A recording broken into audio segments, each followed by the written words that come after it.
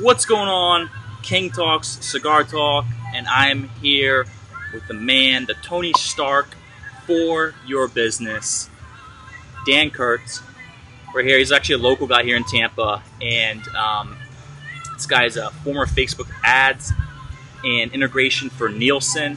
Got some questions planned out for him. This also will be on YouTube, and this also will be available for podcasts. I want you to check this out. If you can hear us okay, give us a thumbs up, give us a like, give us a comment. Want to make sure everyone can hear us okay. We'll be smoking cigars, talking some more. Let's get into it. I'm going to get a little more business professional, introduce you to the man himself. And Dan, who are you and what do you do? Okay, guys. Well, hey, what's going on? I'm an online marketer. Been in the space for about 12 years now. And pretty much anything soup to nuts for your business. If it involves strategy, marketing, figuring out outsourcing, social media marketing, anything like that. Basically, I help people come up with custom plans specifically for their business, and then we go and we execute. So we'll build out the entire marketing funnel, the website, the sales pages, the webinar, the upsell, downsell, conversions, social media marketing, how to actually integrate everything. How to make it so that if you make one blog post on your website or one content update on your website, that'll hit over 100 different channels that your business owns, so that you're getting your marketing out there without actually having to lift a finger.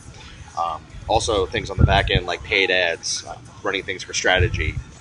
Pretty much, like I said, anything end to end from starting up your business to actually getting it up to speed and making sure that you can go out there, kick ass, and actually spend less time on your business. Awesome, man. And we've got a little microphone we're using today, so hopefully everyone hears Dan okay. And I want to get right into it. If you can hear me okay, what did you used to do with Nielson? So I was part of their data integrations team. I used to work with them at the time. This was back in 2013. So they had just started getting their Facebook ads platform up and rolling. And a lot of people were interested in talking with Nielson about getting Nielsen's data integrated into their Facebook ads. And we're talking Fortune 100 companies. We had folks like AMC, Nickelodeon, we had McDonald's, we had a whole bunch of different people that were looking to get their advertising specifically in front of specific audiences based on Nielsen's demographic data, which they've been collecting since the 50s. So all of that data pulled into one spot, and that's kind of why Facebook ads are as creepy as they are now. Because Facebook knows specifically based on income bracket, it knows where you live, it knows what type of shows you watch, it knows exactly based on your search patterns and behaviors what to advertise to you next. So I kind of helped build that, so sorry in advance for all you folks that hate being creeped out. He was the person watching you when you were sleeping. Totally. If you were watching a TV show and there was a hamburger ad that came up, it's my fault, and if you were hungry, I'm sorry. Awesome, man. And I made a little thing about the reality. I mean, in the post, I said the reality as you know it will be tested here. And I know some people are going to watch this that are huge. We were talking about like who I'm friends with.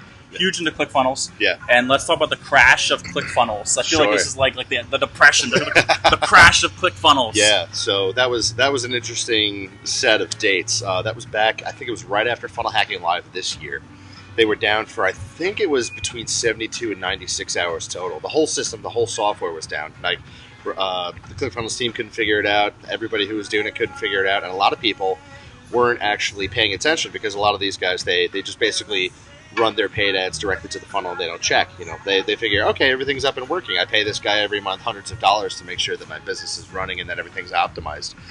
But what was happening is they were running tens of thousands of dollars worth of paid ads to a 404 page, to a non-existent thing, because ClickFunnels couldn't figure itself out. So the entire system was literally just you were throwing 10K worth of traffic at a page that didn't exist. So a lot of people wound up getting really pissed. They were pissed.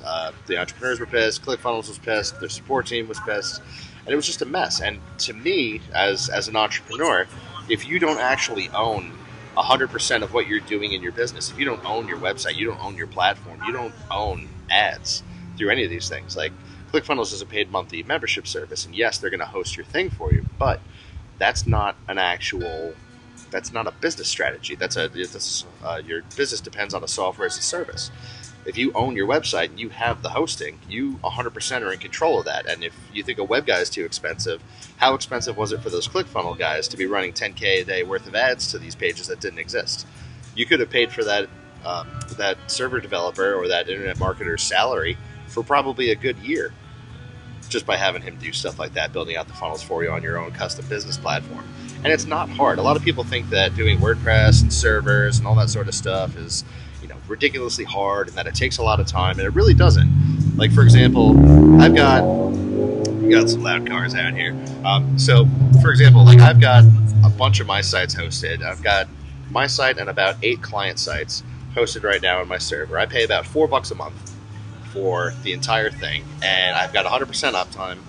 My pages load in under a second each, which, a lot of the search engines and stuff take into account if you're going to try and actually organically build your business. You're going to actually need stuff like that. Like, that's the other thing that we're going to talk about here in a minute is when you're doing any sort of advertising or marketing for your business and you depend on one sole traffic source, which a lot of folks do. They go, oh, I'm just going to run Facebook ads, or I'm just going to run Google ads, and I'm just going to do that, and I'm just going to build my list and market it that way. Okay, well, what happens if those faucets run dry? What happens when that well stops working?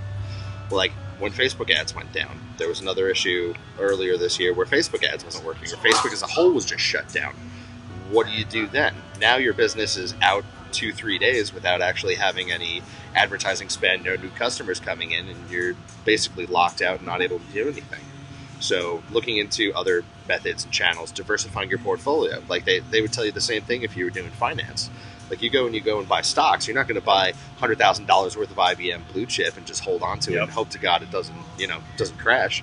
You go and you put it in different sectors. You put it in different markets. You diversify it. So if one of those things fails, you have a fail-safe. And your portfolio, your business, your lifeblood, if you're an entrepreneur, doesn't dry up and go away.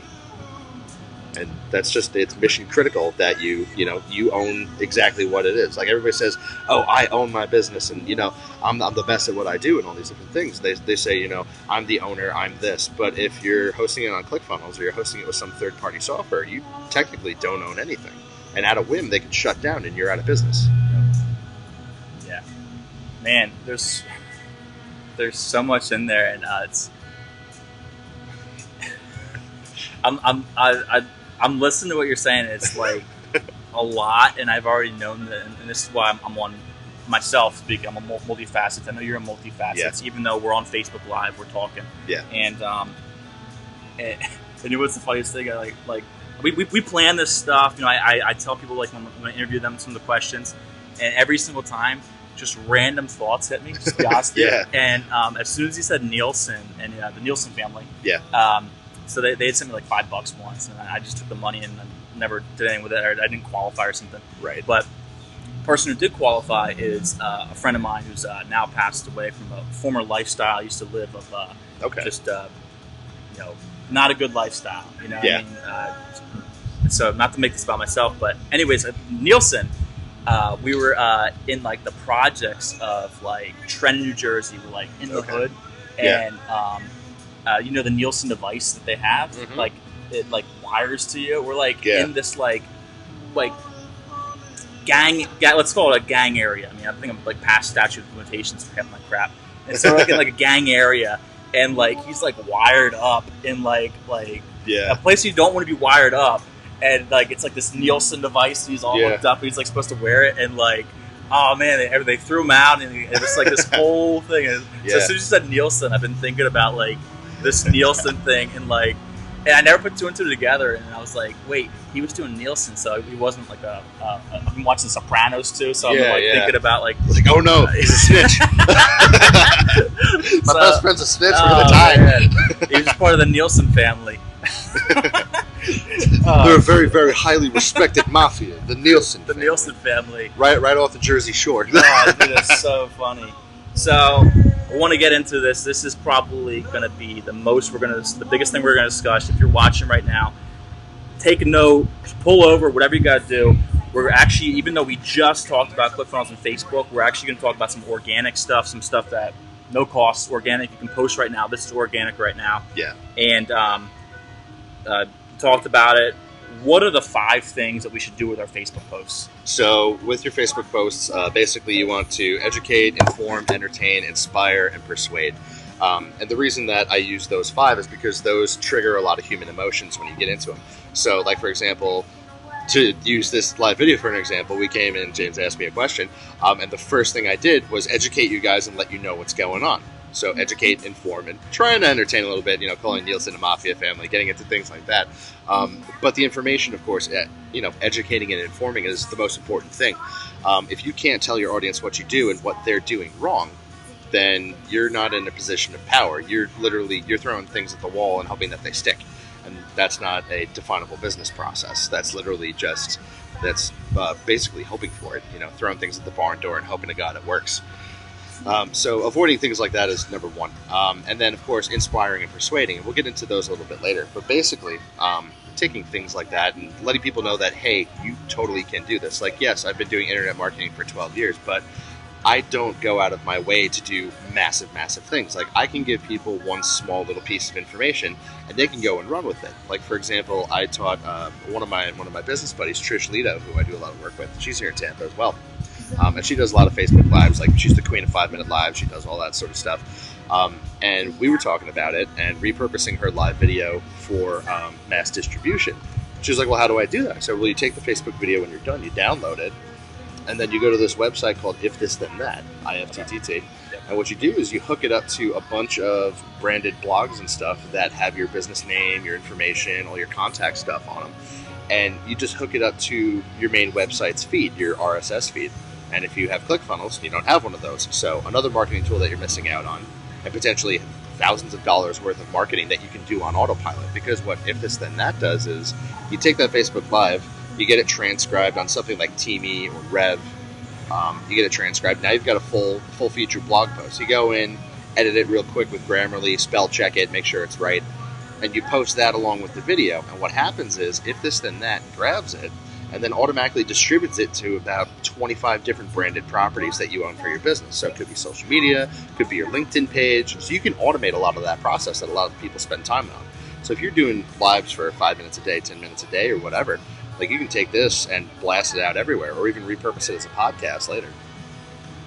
I mean, there's a ton of different things, and If This Then That, it's free. You don't have to pay for it. The only thing you have to do is spend some time to make the accounts and get them to look pretty. But just by doing that, anytime somebody types in your name, now those 25 things show up automatically in Google because they're branded and attached to your main corporate brand. So it works for individuals, it works for corporations, and pretty much any business online. But with doing that, now if somebody goes and searches you, now you own the first 2.5 pages of Google, because those things are going to be the most relevant when somebody searches you.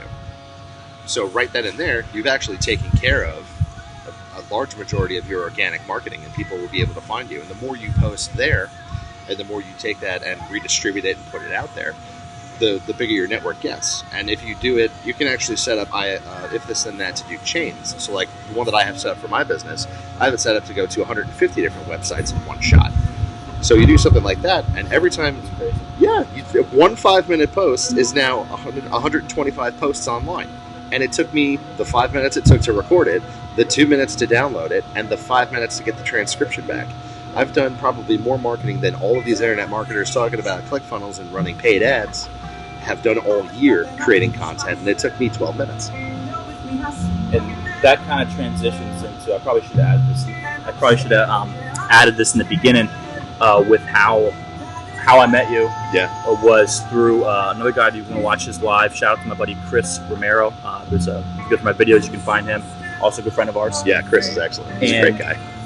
And I went to one of his events. He invited me to it was an SEO event. Yeah, the SEO meetup. And I watched Dan, and he did a presentation, and I will say the guy's name real quick. Gary Vee talks about only 1% of all the people are actually going to take the action and actually integrate what you do. Yeah. And I mean, I haven't even integrated even a tenth of what he talked about yet, just to be honest with you guys. And what he was showing was literally taking you said over the weekend, locking yourself in the house over the weekend, and planning out on automation. Yeah. And obviously, if you need to outsource any of that stuff, what stuff, like talk about Rev and transcription, other stuff, and plan out all your content, and you can make it over a weekend. Yeah. And you can set up an autopilot for the next 6 months to basically drip. Yeah, exactly. And you can do things like that. I'll throw another one to you guys. If you go, for example, one of the ways that you can find out, well, maybe you're just getting started in business, but what are they talking about? How can I help people? What are people asking that I can help provide that?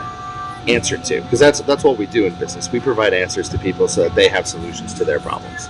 A lot of people seem to forget that. They're like, oh, it's for the money. It's not for the money. It's literally just to be able to help people and get things to the people that need that thing.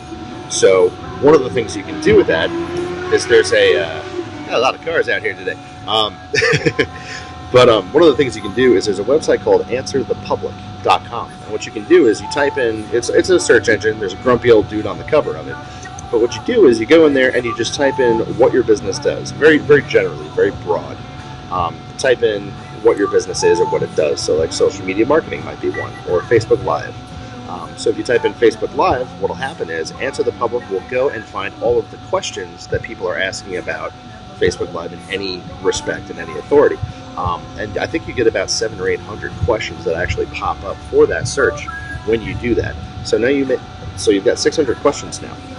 So you take those questions and you break them down and do 1 5-minute video for each one of those questions. Like he was talking about, like I said, lock yourself in a room for a weekend and just go ahead and make those videos. 5 minutes a pop, get them made, get them transcribed, and you're done. And the reason why I say questions is because what is everybody using to find solutions to their problems lately? These smartphones. Hey Alexa, hey Google, hey Siri, hey whatever. Whatever the search engine is. I said hey Google and my phone turned on. Yeah, exactly. They're listening. She's listening. My Google phone just turned on because I said hey Google. But literally, so those are the things that people are asking. That literally, you can take what people are talking into their phones and their smart devices and all these different things, and they're asking these questions. And if you can provide those answers to those questions through a Facebook Live, and then you take those and distribute them on your website, now you have an entire catalog of things that people can find you for. So 600 posts, and if we're using the if this then that method that I mentioned earlier, 100 additional platforms. My math is probably a little fuzzy. That's like, what, 60,000 posts online in 6 months? I think I'm a little fuzzy. I think it might be 6,000. Anyway, yeah, I'm not a numbers guy. Either way, it's insane. It's insane to map. It's insane to map it out over a weekend. Yeah. Now, when we say a weekend, we're talking Friday, Saturday, Sunday. Friday, Saturday, Sunday. Like, we're not talking 4 to 6 hour days. We're talking probably an 8 hour day. Yeah, 8 to 10 hour days. Yeah. I mean, internet marketing terms. I mean, you're not leaving your zone of genius and you're focused. Yeah, exactly. You're doing your hustle, but you're getting basically brain vomit. You just get it all out there, get it recorded, get it documented somewhere that you know your shit, and then go ahead and post it. Yeah, and that's honestly what drew me to him. Dan and I literally messaged in this group. I said, anyone that solved what we just solved, that could have been sold as a course. It could have been sold as a course. People online probably would pay thousands of dollars, and I'm not even just. It's so easy to say that now because everyone's making a course, you know. Yeah, of course. Yeah. And myself included. It's a course, of course. Of course, yeah. And then now we got teachers teaching courses. And, but it's like I'm sitting there and I'm like, there's a $3,000 course. I mean, like you're showing in this. When I do these, I have like a thing I try to follow, and then like clockwork, it's like I always do like a turn. Yeah. And we just go down and people are watching if they want to get this off you have a download for it. I'm actually in the process of actually putting it together as a blueprint, as a PDF. So if you guys are interested in that, drop #blueprint if it's somewhere, or let somebody know that you want something like that, and I will work my best to put that together and show you guys actually how to get it done. And I got to put a plug in. If you're not friends with this guy yet, add him. Literally, everything what you've done so far is all free. Yeah, no cost. Everything's been free. I've been watching this content, and the thing to focus on today was monetization of organic posts. Basically, getting someone to react, and what describes let's talk about good versus bad. Let's start with the bad posts, our generic, kind of. Right. Yeah. The ones that everybody always does is the grab for engagement posts. Like, hey, how did we become friends? Or why are you still on my friends list? That provides almost no value unless you know what you're doing. Like if I were to go and say to my group of people on Facebook and I say, hey, how did we become friends? Most of them would be, duh, you idiot, you added me. Yeah. That would probably be the extent of it. But those are the questions that you ask if you've created and curated your friends list on Facebook. Like if you have taken the time to only add people that are like-minded individuals to your circle of people on Facebook, and it's not just mom and dad and that one hot chick from high school that you still wish you could have had. That's a total burnout now. Things like that. getting rid of those types of people, because, and the reason I say that is because Facebook is very much an interruption marketing platform.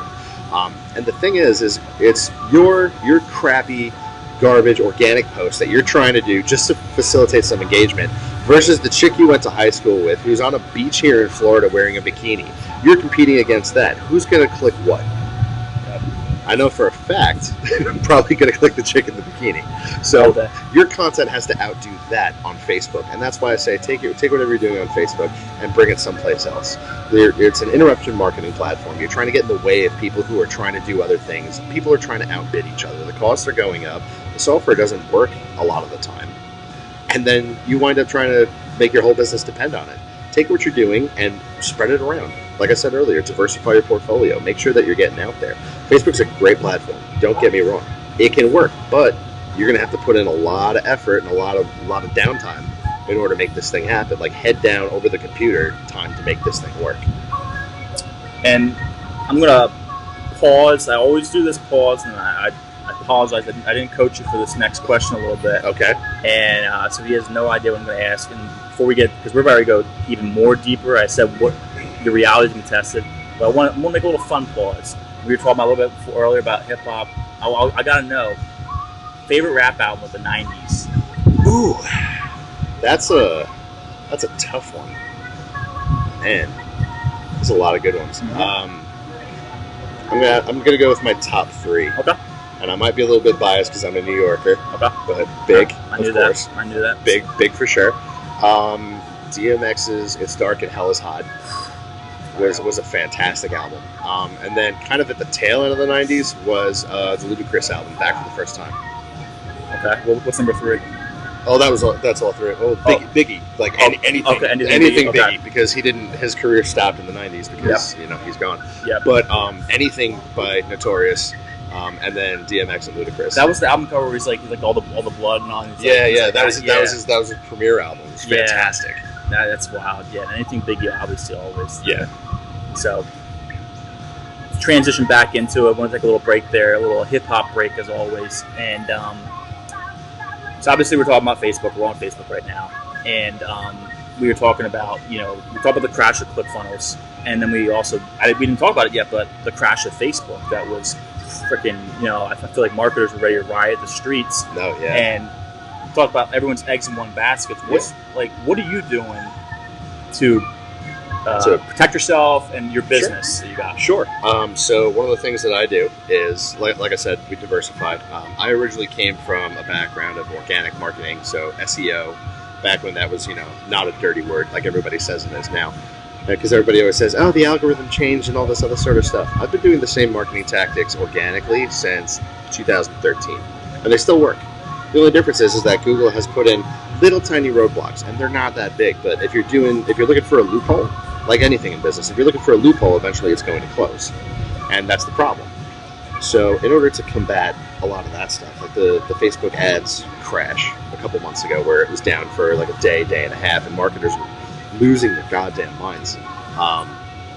What other avenues do you have? You have social, you have paid, you've got email swaps, which people don't seem to really do anymore. If you want to get started, you can even do things like solo ads.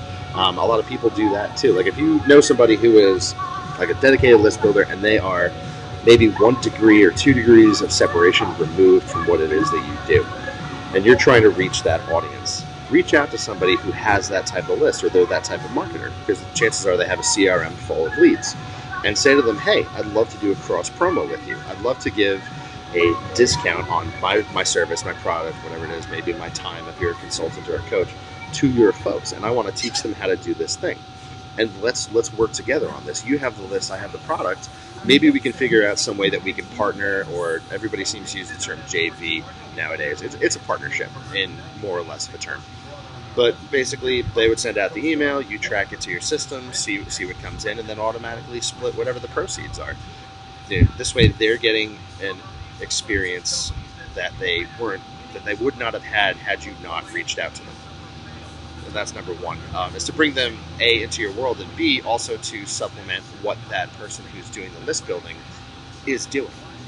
So it gives them a chance to branch out into it. So, for example, if I was a paid ads marketer and James was doing Shopify, I might reach out to him and say, hey, I've got this paid ads course for your Shopify customers, or your Shopify group of a couple thousand people that you have, that I think would be really killer for them. It's going to show them how to actually master e-com through Facebook ads and start to use that, and how to get people to their store, and how to do it, and what to do when the inevitable algorithm change comes every October, which we had talked about a little bit earlier, is how Google is basically in bed with Amazon.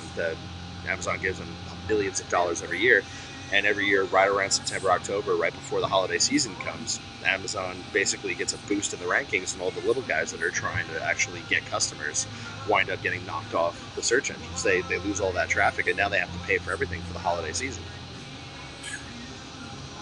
So I want to give a shout out to everyone watching right now. Austin, thank you. Austin Moorhead. Nicholas Ayers, thank you. Alicia, we know Alicia, we have a mutual friend. Oh, yeah. Yeah, that's awesome. Sorry, Dave, that Dave doesn't like rap. Sorry about that. Terry says, how did Illmatic get left out? That's actually one of mine. Illmatic. I didn't go into my three. You know, not about me. But yeah, no, how did Illmatic get left out?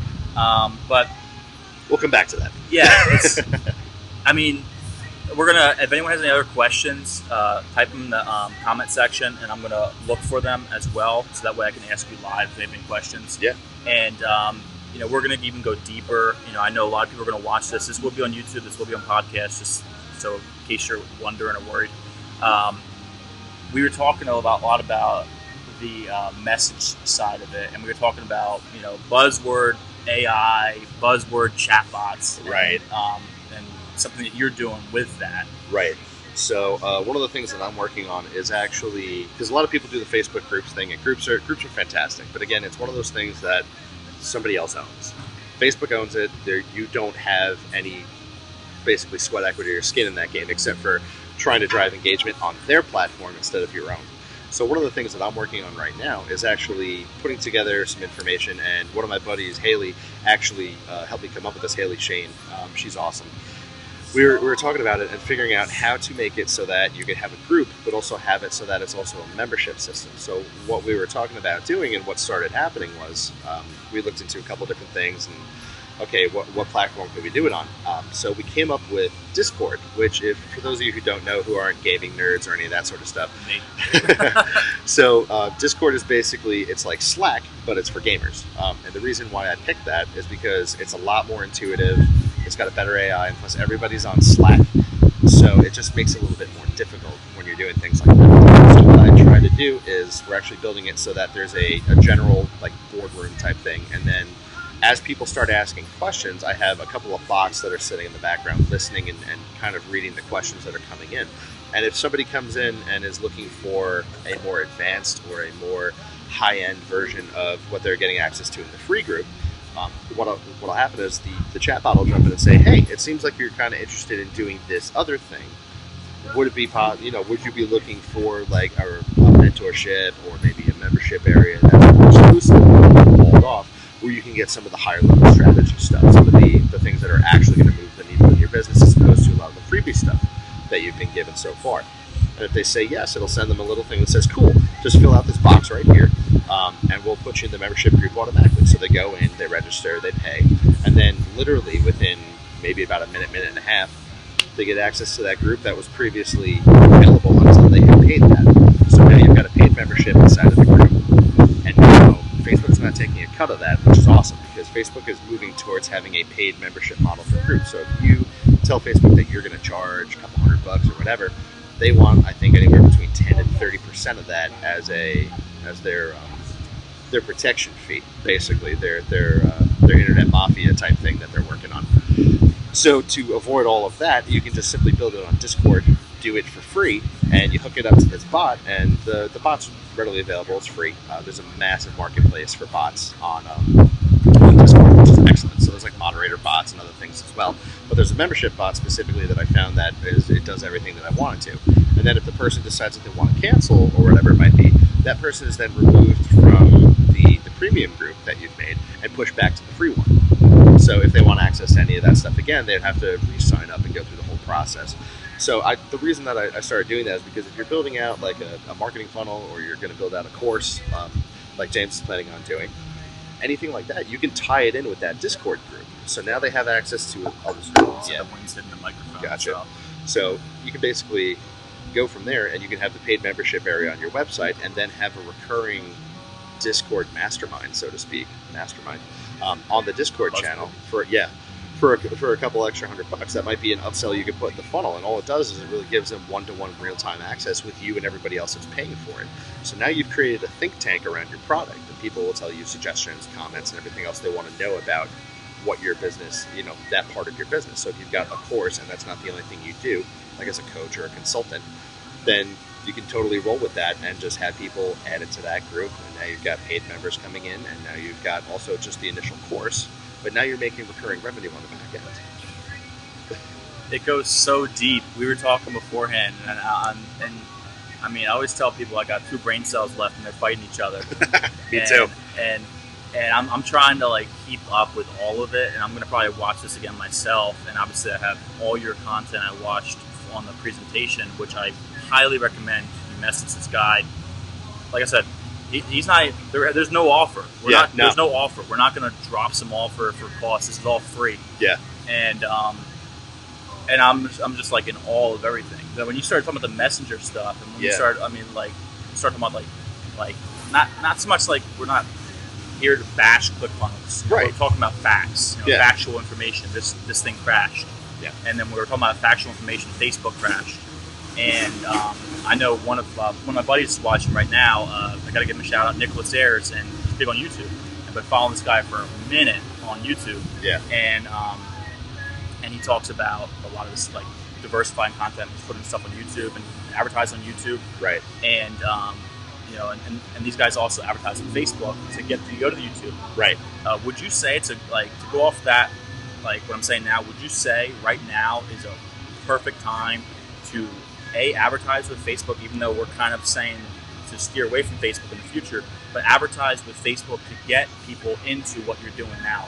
So you totally can. And to touch on the YouTube point for a second, sure. Actually, so one of the things that's been working really well for me is I've built myself a little tool that if I go and I type in whatever it is I do in my business, it'll actually go and find all the videos that show up for what I do.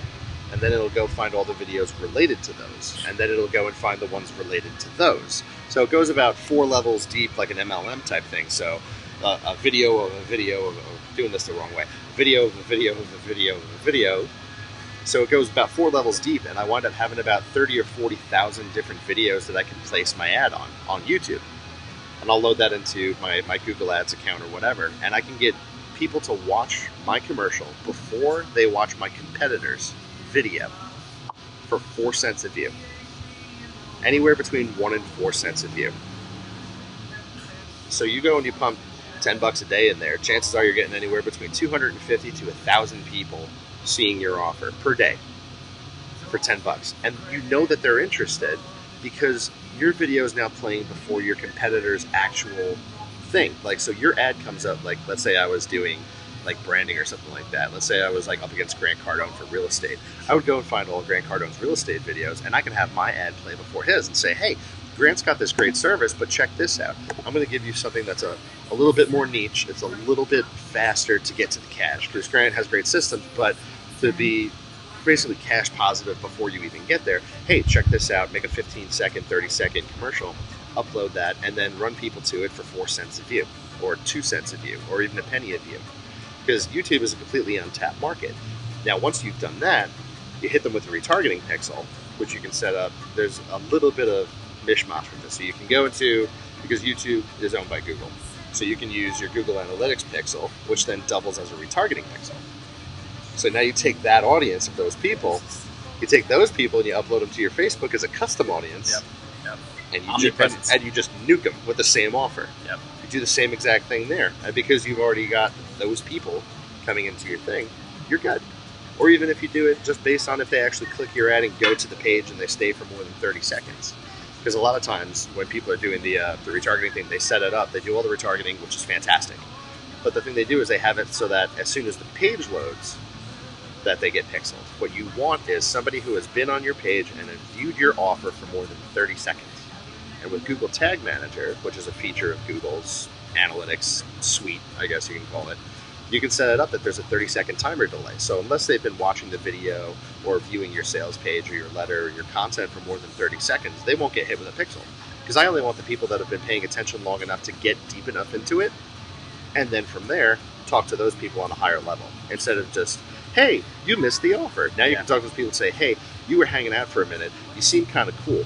I want to give you this freebie thing because I know you didn't take advantage of the offer yet. So I want to give you the PDF cheat sheet version of the $3,000 course you were just looking at for free. Just pop in your email and let's continue this conversation. You were clearly interested. Let's talk. Let's wine and dine a little bit before I take you home. Man, this is stuff that, we're my own company. We're just not even. I couldn't even call it scratching the surface. And if you're watching and you're like confused, message this guy first off. Yeah, please do. Watch his content. We're doing what, 30 days? 30 days. Yeah, 30 days. Basically a digital marketing strategy crash course. So how to go from figuring out your competition to social media marketing to monetization, what to do, and even talking about how you would sell off that business when you were done. So the actual thing at the end of it is taking it, figuring out what the revenue model looks like, and then taking it, flipping it, selling it, whatever it is, and then starting over again at the beginning of day one of the crash course. So you could technically build 12, if you were dedicated and insane, you could build 12 businesses throughout the year if you followed my video one a day for 30 days for 12 months. You could totally build out 12 businesses. That's wild.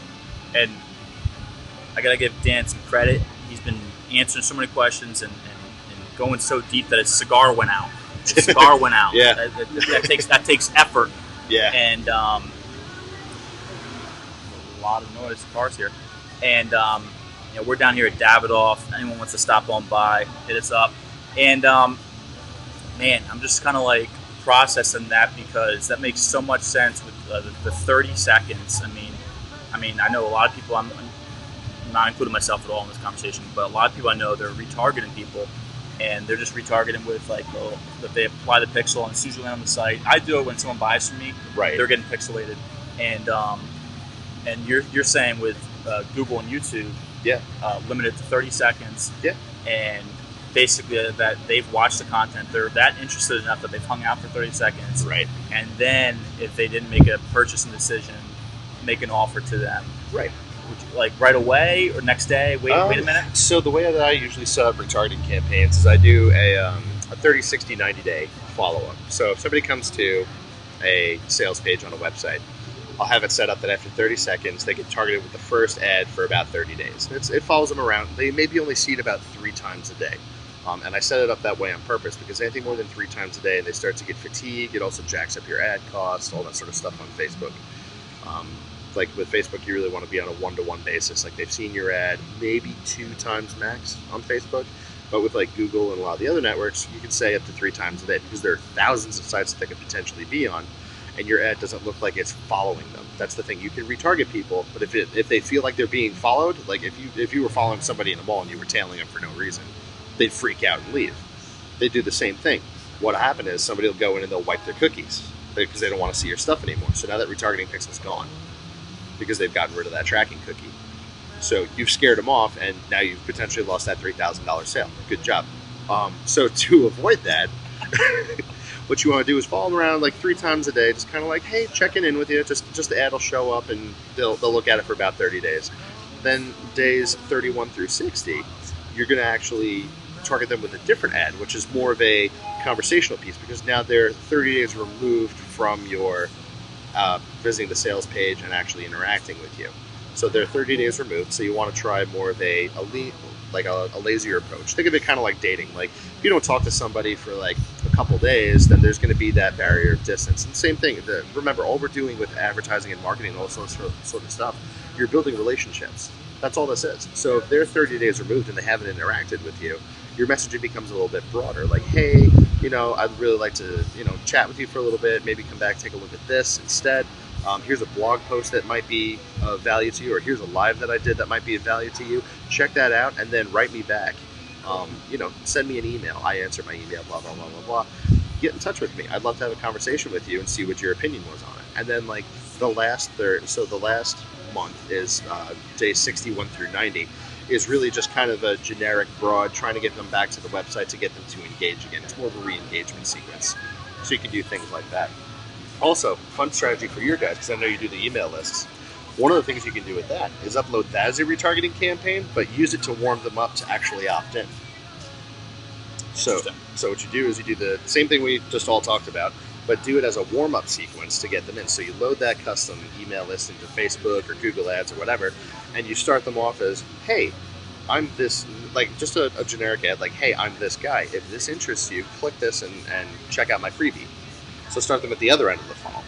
So now you've got people that are cold coming into being warm, and then warm coming back into being hot. So now you've kept that lead life much, much longer. Yeah, I mean, I'll be honest with you, I'm going to watch this again. This is like, what's it, rocket science? Rocket surgery, yeah. Rocket surgery right now.